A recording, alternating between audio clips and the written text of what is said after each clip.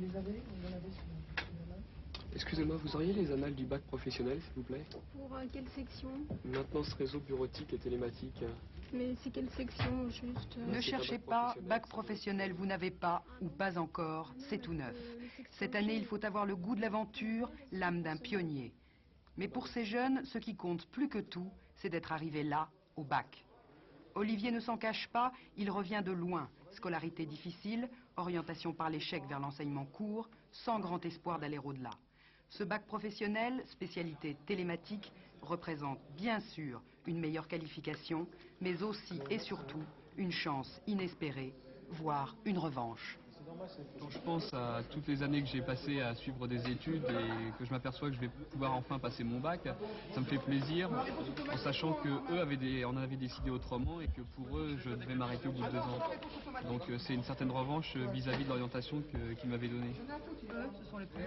Ce sont les professeurs en fin de troisième, mais en fin de collège, à mon avis, décidaient un peu trop rapidement des chances de poursuite d'un élève.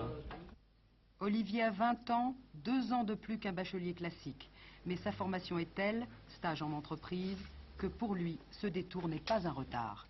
On a pris des voies détournées pour pouvoir passer ce bac, mais à la finale, on a l'impression d'en savoir un peu plus que les autres bacheliers. On se rapproche plus de ce que demande l'industrie et eux devront certainement poursuivre des études pour arriver au même stade que nous. Olivier n'a pas l'intention d'en rester là, à croire qu'il n'en a pas fini de prendre sa revanche. Après le bac, il envisage des études supérieures. Normalement, ce baccalauréat, il était destiné à entrer dans la vie active. Pourquoi vous ne voulez pas entrer dans la vie active? Disons que si on reprend les chiffres qui avaient été fixés, 80% des élèves devaient s'arrêter et 20% devaient continuer. Alors bon, je me place du côté des 20%, quoi.